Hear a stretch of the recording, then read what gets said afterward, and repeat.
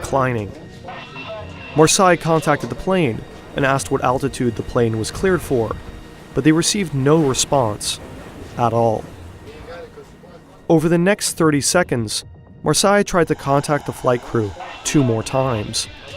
No answer. At 9:34, the control center tried a different frequency, but again, no response.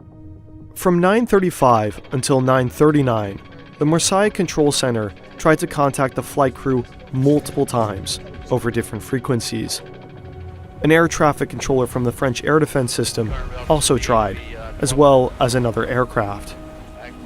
But each time, no response from Germanwings Flight 9525.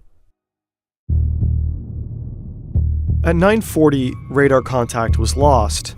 The French air traffic controllers triggered a distress phase, declaring that the aircraft and its occupants were in imminent danger and required immediate assistance.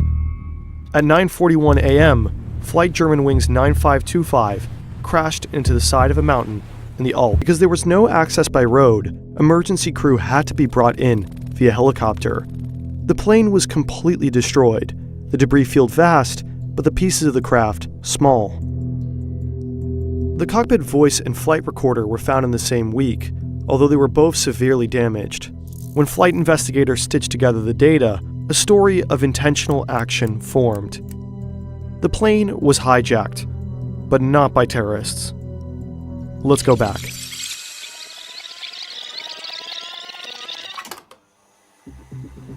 After the aircraft leveled off at its cruise altitude, the captain left the cockpit to go to the bathroom at 9:30.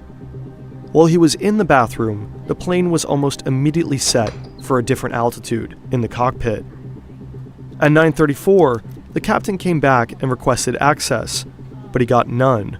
The door was locked.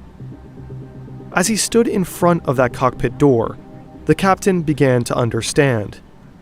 The co-pilot had hijacked the plane, and he had no way of getting in.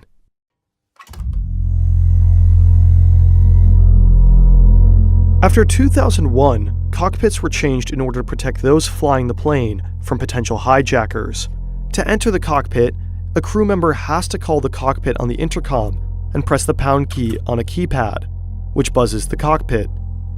At that moment, the pilot can switch the door control from norm to unlock, and the crew member can enter.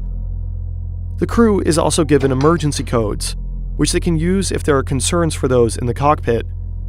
In that case, the crew member will use the emergency code on the keypad, triggering a 30-second timer, and the cockpit door will open for 5 seconds. However, there are situations where those in the cockpit want to override the access by the crew, like during a hijacking. In that situation, the pilots can switch the door control to lock, overriding all emergency access. And it's that mechanism that the co-pilot used to permanently lock access to the cockpit while the plane began to descend. The captain was locked out of the cockpit without any control. At 9:39, the cockpit voice recorder picked up violent blows on the cockpit door. The captain had repeatedly tried breaking in to gain access, but the cockpit door was reinforced.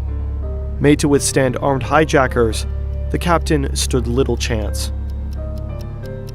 In the last minutes, the passengers, crew, and captain all knew that the plane was going down. No one survived the crash. 144 passengers, 4 cabin crew, and the captain and co-pilot died. Amongst the passengers was an entire school class, returning from a field trip to Spain. The captain, Patrick Sondenheimer, was a 34-year-old father of 2. In the aftermath, his wife set up a foundation in his name, intended to help children and young people handle grief and crisis. He had thousands of total flight hours, and his last moments were dedicated to trying to save the plane and passengers.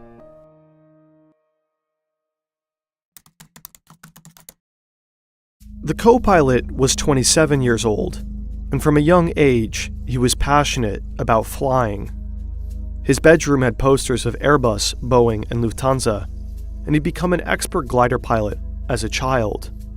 He joined Lufthansa's flight academy straight out of school. but only a few months into the program, he stopped. He was suffering from a deep depressive episode, treated with antidepressants, and spent multiple months in the care of a psychiatrist. Eventually, he received a medical recommendation declaring that he was in remission. After a few months, his student pilot license and fit-to-fly medical certificate were restored. But if he needed any more psychiatric treatment, he'd be grounded from flying. But he continued with his training until he ran into a problem. While filling out a document required by the U.S. Federal Aviation Administration to fly at an Arizona-based, Lufthansa-operated flight school, he said that he had never been diagnosed with any mental disorders. This was a lie, and he got caught. Lying on an FAA application can lead to a jail offense or the end of a flying career. But the FAA gave him a second chance. He admitted to depression and was accepted to go to Arizona. In 2013, he joined Germanwings, a low-budget airline owned by Lufthansa. And a year later, his depression returned. He thought he was going blind, visiting ophthalmologists and neurologists multiple times per week because he was seeing stars, halos, flashes of light, streaks, and flying insects. But the doctor's scans didn't find much. He was diagnosed with hypochondriacal disorder, as well as emergent psychosis from his family doctor. And that doctor urged him to go to a psychiatric clinic, but he'd do no such thing. Instead, in January of 2015, he returned to the psychiatrist that had helped him in the first place.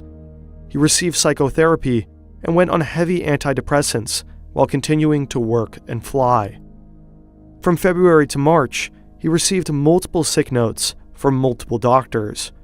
He wasn't all right, and he wanted something to change.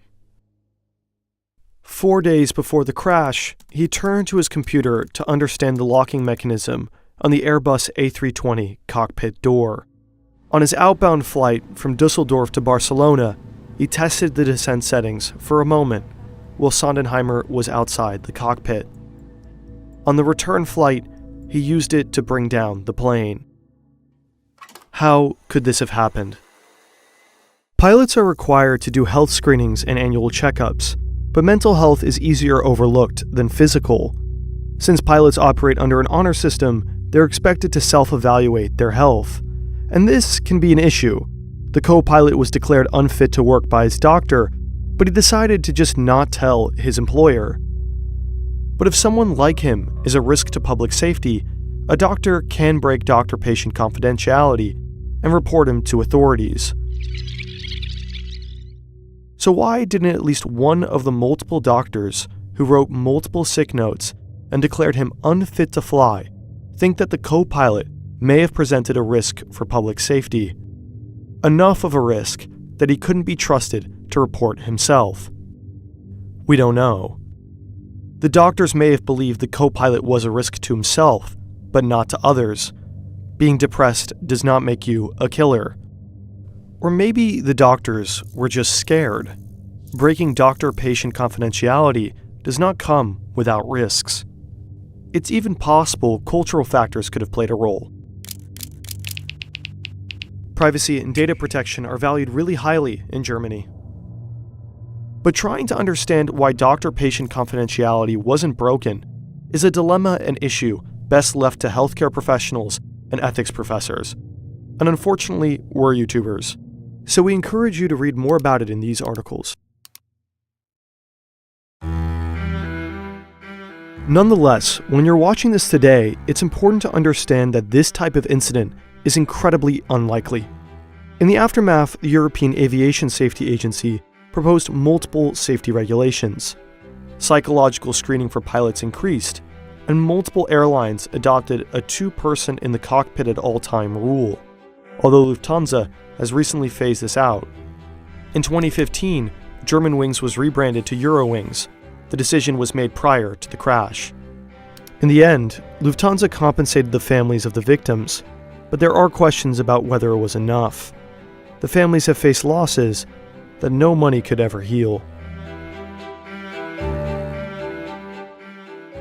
Hopefully you enjoyed this video. It was insanely hard to make. We love animation and deep research, but it's expensive. That's why we have sponsors on this channel. By the way, a lot of our animation in particular actually has a lot to do with math, be it geometry or linear algebra for specific shaders, or code for scripted and procedural animation. Both can be exciting and fascinating, especially if taught in a playful manner. That's where Brilliant comes in. It gives you skills that can be applied to everything, literally, be it basic logic, artificial intelligence, data science, or physics.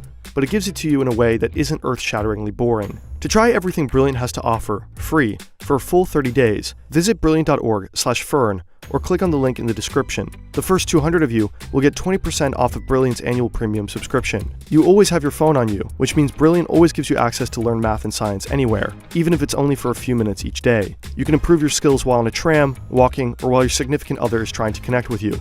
We personally love the app. There's something incredibly satisfying about really getting something, about solving a puzzle or a logic problem. Why don't you give it a try?